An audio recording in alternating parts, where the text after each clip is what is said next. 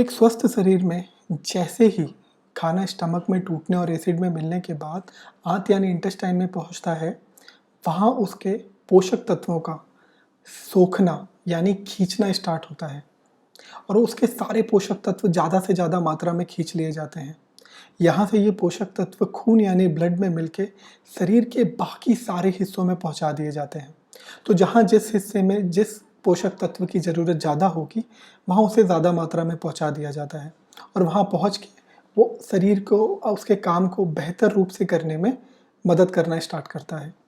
जैसे हड्डियों के बोन मैरो में हड्डियाँ और हीमोग्लोबिन यानी खून बनाने के लिए ज़्यादा से ज़्यादा कैल्शियम और आयरन की ज़रूरत होती है। इसलिए इन हिस्सों में कैल्शियम और आयरन ज़्यादा मात्रा में पहुँचाया जाता है।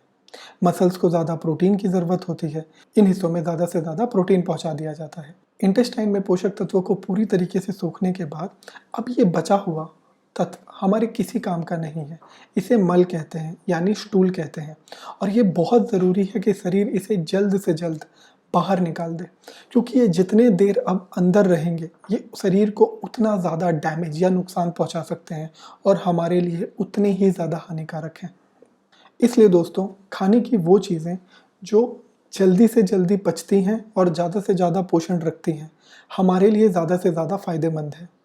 जैसे कि वेजिटेबल्स, जैसे कि सलाद, ये बहुत जल्दी पचता है, इनमें कई सारे पोषक तत्व होते हैं, रक्षा करने में ज़्यादा से ज़्यादा कारगर और मददगार है। ठीक उसी तरह वो तत्व जिनमें भले ही प्रोटीन बहुत ज़्यादा है, खाने की वो चीज़ें जो भले ही बहुत ज़्यादा प्रोटीन या न्यूट्रिशन से हैं, भरी हैं, लेकिन शरीर में बहुत देर तक रहती हैं, वो हमारे शरीर के लिए हानिकारक है, क्योंकि एक खाना शरीर में जितना देर तक, एक तत्व शरीर में जितना ज़्यादा देर तक रहेगा, वो शरीर को उसके बाद हानि पहुँचाने लगता है।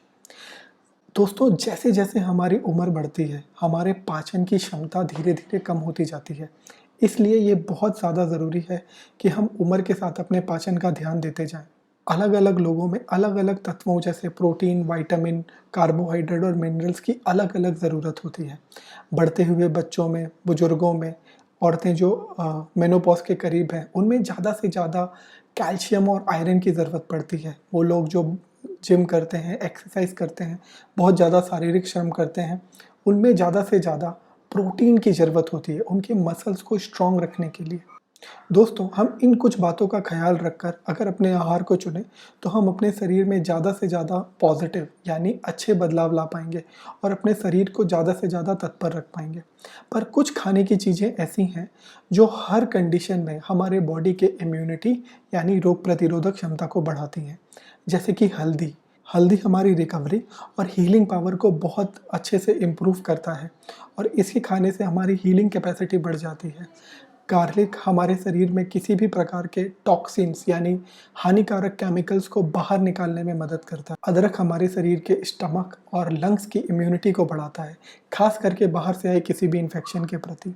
विटामिन सी हमारे बॉडी को किसी भी होने वाली इंजरी से प्रोटेक्ट करता है और उसके रिपेयर में हेल्प करता है। गर्म पानी हमारे स्टमक और हमारे पाचन तंत्र को पूरी तरह क्लीन करता है और सारे एक्स्ट्रा बचे हुए मल पदार्थों को बाहर निकालने में मदद करता है।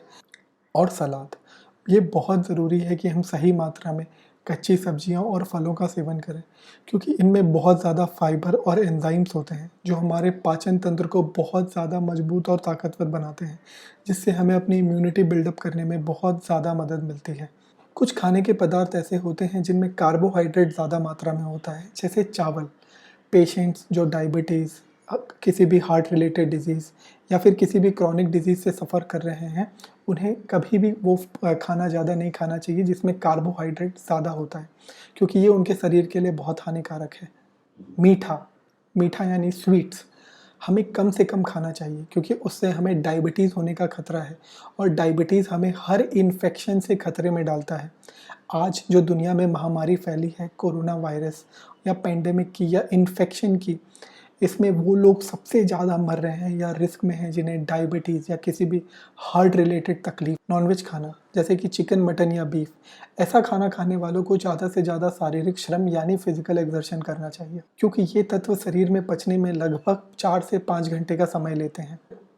अगर इन्हें खाने वाले लोग ज़्यादा से ज़्यादा शारीरिक श्रम या फिजिकल एक्सर्शन करेंगे, तो उनका मेटाबॉलिक रेट यानी उनका पाचन दर, उनके पाचन की क्षमता बहुत तेज़ी से बढ़ने लगेगी और इन पदार्थों के ज़्यादा समय तक शरीर में रहने का भी उन पर कोई हानिकारक प्रभाव नहीं पड़ेगा। दोस्तों, बुजुर्ग पेशेंट खास करके इन 9 बातों को ज़रूर मानें और साथ ही वो अपने रात के आहार को यानी रात में खाने वाले भोजन को ज़्यादा से ज़्यादा हल्का खाएँ और इसके साथ ही वो सोने के करीब 3 से 4 घंटे पहले या जिस टाइम पे वो सोते हैं उससे 3 या 4 घंटे पहले अपने रात का भोजन कर लें।